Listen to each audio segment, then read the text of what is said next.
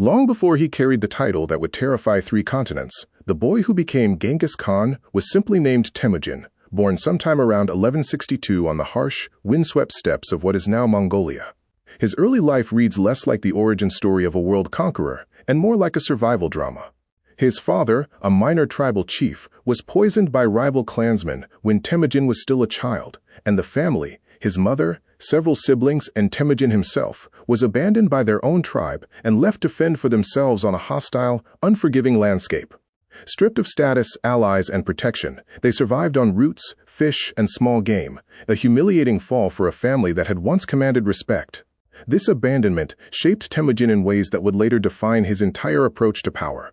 He learned early that blood ties and tribal loyalty meant little when survival was at stake, and that strength, not birthright, was what kept people alive on the steppe. As a teenager, he was captured by a rival clan and forced into servitude, wearing a wooden kang, a kind of portable stockade, around his neck. He eventually escaped, and stories from this period, however embellished by later chroniclers, paint a picture of a young man developing the instincts for survival, alliance building, and ruthless self-preservation that would define his later career.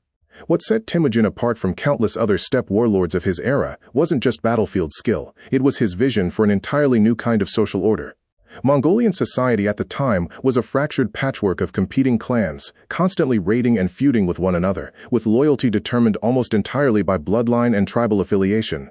Temujin began building a following based on personal merit and loyalty instead, promoting skilled fighters and capable administrators regardless of which clan they'd been born into. This was a radical departure from steppe tradition, and it gave him access to talent that rival chieftains, locked into rigid tribal hierarchies, simply couldn't match. By 1206, after decades of warfare, shifting alliances, and the systematic defeat of every major rival clan on the Mongolian plateau, a council of tribal leaders granted him a new title. Genghis Khan, often translated as universal ruler or fierce ruler. The fractured tribes of Mongolia had, for the first time in their history, been unified under a single banner. It's worth pausing on just how unlikely this outcome was. A boy who had once been abandoned, enslaved, and left with nothing had, within a single lifetime, become the unquestioned leader of an entire people who had spent generations at war with one another. What Genghis Khan built after unification wasn't simply an army. It was one of the most sophisticated military and administrative systems the medieval world had ever seen. He reorganized Mongol forces away from old clan-based units and into a decimal system, with groups of 10, 100, 1,000, and 10,000 soldiers, each with appointed commanders chosen for competence rather than bloodline.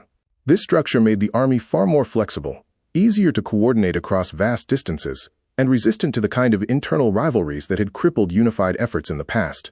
Mongol horsemen were, almost without exception, the most mobile fighting force on the planet at that time. Each warrior typically maintained several horses, allowing armies to switch mounts and maintain blistering speeds over long campaigns without exhausting any single animal, a logistical advantage that let Mongol forces cover distances European or Chinese armies considered impossible to traverse quickly. Their signature weapon, the composite recurve bow, could be fired accurately from horseback at a full gallop, giving Mongol cavalry a devastating ranged advantage over heavily armored but comparatively slow-moving opponents. Mongol commanders were also early masters of psychological warfare and deception, frequently feigning retreats to lure overconfident enemies into ambushes, or deliberately allowing exaggerated tales of Mongol brutality to spread ahead of their armies, encouraging cities to surrender without a fight rather than risk annihilation. The conquests that followed were staggering in both speed and scale. Mongol forces crushed the Western Xia and Jin dynasties in northern China, swept through Central Asia and the wealthy Khwarezmian Empire, reportedly in retaliation for the execution of Mongol merchants and envoys, and pushed as far west as Persia and the Caucasus. Cities that resisted, like Samarkand and Urgench, were often destroyed with a thoroughness intended to send an unmistakable message to anyone considering defiance.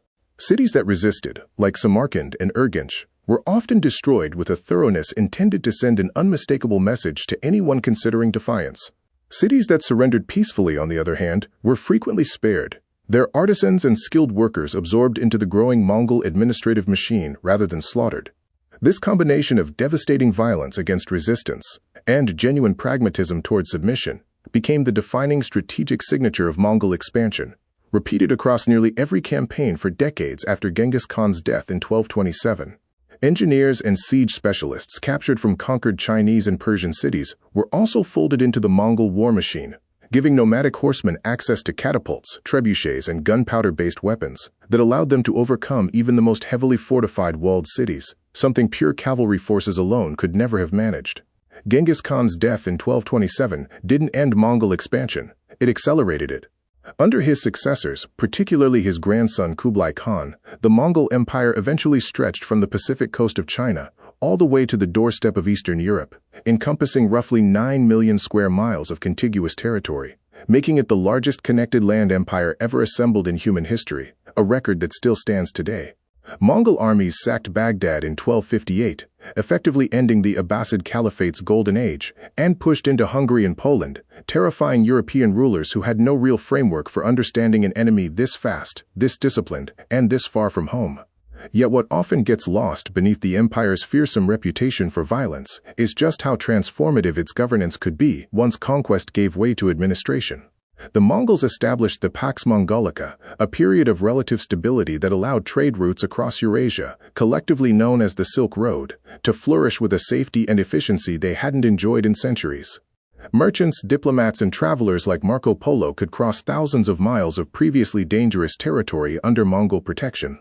The empire also practiced a surprising degree of religious tolerance for its era, generally allowing Buddhists, Muslims, Christians, and others to practice freely, so long as they remained loyal subjects and paid their taxes. Postal relay systems.